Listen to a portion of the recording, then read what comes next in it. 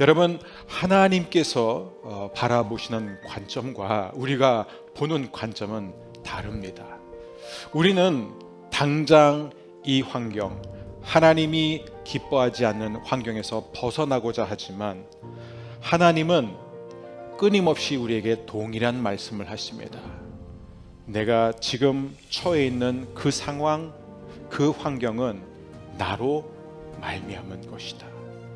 그래서 우리는 모든 상황 속에서 주를 찬양할지라 이런 노래를 할 수 있는 것이에요. 사도 바울이 몸소 그러한 삶을 보여줬습니다. 그는 억울하게 매맞고 고문당하고 감옥에 던져졌을 때마다 하나님께 감사하고 크게 기뻐했습니다. 주님, 제가 이 감옥에 갇혀 있더라도 복음이 선포되게 하여 주옵소서. 하나님의 뜻이 저를 통해 이루어지게 하여 주옵소서. 그러나 너무나 많은 경우 우리는 하나님이 기뻐하지 않는 불만을 품을 때가 있습니다. 지금 이 유다 백성들의 심정은 어땠을까요? 처참했습니다. 거절당한 그런 마음이에요. 하나님이 우리를 버리셨구나. 우리는 잊혀진 바 되었구나. 이제 우리 나라도 빼앗겼고 땅도 빼앗겼고 가정도 빼앗겼고 교회도 성전도 다 빼앗겼다. 재물도 꿈도 미래도 다 짓밟혔구나. 이제 우리는 끝났다라고 통곡하고 있었던, 바벨론 강가에 앉아 울고 있었던 유다 백성들입니다. 자, 이 유다 백성들이 예루살렘에서 부르던 찬양을 어떻게 계속 부를 수 있을까요? 감사함으로 그 문에 들어가며 이런 찬양이 나오겠습니까? 우리가 부르는 모든 상황 속에서 주를 찬양할지라 이런 찬양이 나오겠습니까? 그런데 이런 절망적인 이 어두운 현실 속에 처해 있었던 이 유다 백성을 향해 우리 하나님은 구체적으로 말씀하십니다. 더 이상 바벨론을 원망하지 말라. 느부갓네살 때문에 이렇게 됐다라고 말하지 말라 이거예요.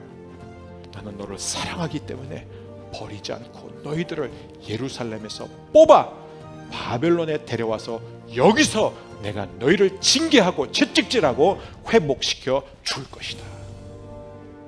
여러분 기억하십시오. 세상에 일어나는 모든 일들은 반드시 둘 중에 하나입니다.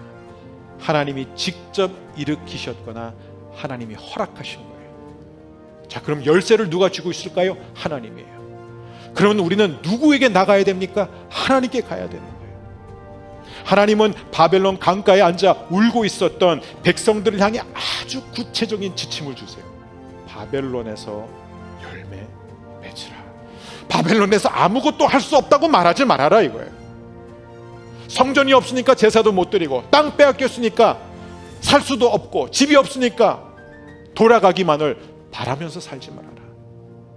하나님의 뜻은 이 힘들고 답답하고 지겹고 토가 나오는 이 힘든 상황 속에서 내가 아무것도 할 수 없을 것 같아 보이는 이 답답한 감옥과 같은 현실 속에서도 내 몸이 병들고 내가 누워있는 연약하고 나약한 절망적인 환경 속에서도 하나님 말씀하십니다. 지금 그 상태에서 열매를 맺으라.